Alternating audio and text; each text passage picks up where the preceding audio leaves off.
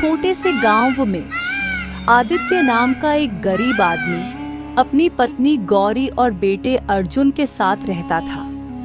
आदित्य के पास एक छोटा सा चाय का ठेला था जिससे वह अपनी रोजी रोटी कमाता था। उसकी पत्नी अक्सर बीमार रहती थी जिससे आदित्य जो भी पैसे कमाता वह गौरी की दवाइयों में ही खर्च हो जाते थे। इस कारण घर की स्थिति काफी खराब थी। एक दिन आदित्य गांव के चौपाल के पास चाय बेच रहा था। उसका दोस्त मोहन भी उसके पास खड़ा था। और सुन आदित्य, क्या हाल है? कुछ खास नहीं, बस जैसे तैसे करके घर का गुजारा कर रहा हूँ। वे दोनों बातें कर ही रहे थे कि तभी आदित्य का बेटा अर्जुन नंगे पैर दौड़ता हुआ अपने पिता के पास आया। पिताजी, जल्दी चलिए, माँ की तबीयत अचानक बहुत खराब हो गई है। अरे ये क्या कह रहा है बेटा? सुबह तो वो बिल्कुल ठीक थी। चल जल्दी चलते हैं। मोहन, जरा ठेले का ध्यान रखना। मैं जाकर देखता हूँ कि गौरी को क्या हुआ है। ठीक है आदित्य। आदित्य घबराकर घर की ओर दौड़ता है। घर के अंदर पहुंचते ही वह देखता है कि उसकी पत्नी गौरी चारपाई पर बेहोश पड़ी हुई थी। उसके माथे पर गीली पट्टी रखी हुई थी। आदित्य, अर्जुन का ध्यान रखना। मेरी जिंदगी का अब कोई भरोसा नहीं है। नहीं गौरी, ऐसा मत कहो। तुम जल्द ठीक हो जाओगी। मैं वैद्य को बुलाता हूँ। आदित्य दौड़ते हुए गांव के वैद्य के पास जाता है। वैद्य जी आदित्य के साथ लौटते हैं। आदित्य, इसकी हालत बहुत नाजुक है।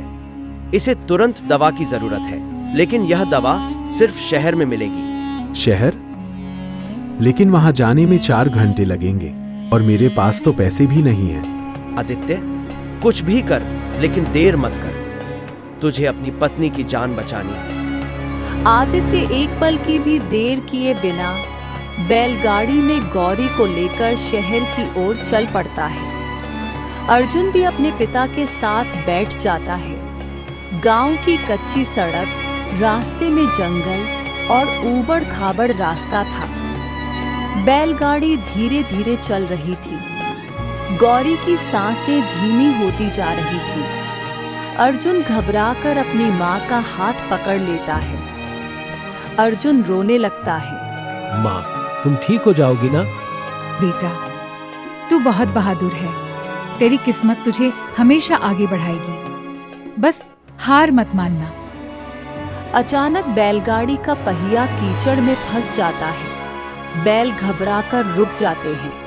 हे भगवान, अब क्या करूं? आदित्य नीचे उतरकर पहिया निकालने की कोशिश करता है। इतने में रास्ते से एक कार गुजरती है जिसमें एक अमीर सेठ बैठा होता है। अर्जुन दौड़कर कार के पास जाता है और हाथ जोड़कर विनती करता है। सेठ जी, कृपया मेरी माँ को शहर तक पहुँचा दीजिए। उसकी जान खतरे में है। हाँ, लेकिन मुझे देर हो रही है। देखो, मुझे बहुत काम है, इसलिए मैं तुम्हारी मदद नहीं कर सकता। सेठ जी, दया कीजिए, मेरी पत्नी मर जाएगी। मुझे अपने काम से मतलब है। रास्ते से हटो। सेठ कार लेकर आगे बढ़ जाता है।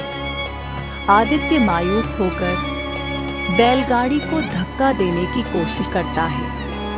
अर्जुन अपने छोटे छोटे हाथों से गाड़ी को धक्का देने में मदद करता है। दोनों कोशिश करके बैलगाड़ी को कीचड़ से बाहर निकाल लेते हैं।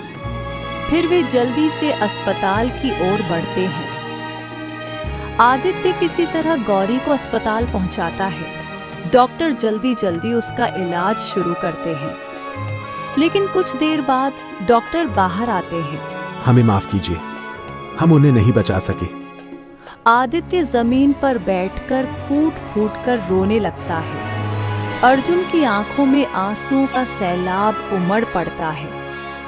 आदित्य बेटे को गले लगाकर रोने लगता है।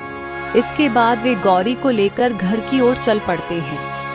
जब वे गांव पहुंचते हैं तब गांव वाले गौरी की यह दुखद खबर सुनकर वहां इकट्ठा हो जाते हैं। माँ, मैं बड़ा होकर गरीबों के लिए कुछ करूंगा। जो लोग अमीर होकर गरीबों को ठुकरा देते हैं, मैं उनके लिए न्याय करूंगा। गांव के बड़े बुजुर्ग अर्जुन की बात सुनकर उसे गले लगाते हैं। अर्जुन की आंखों में मां की यादें और संघर्ष का संकल्प साफ दिखाई देता है।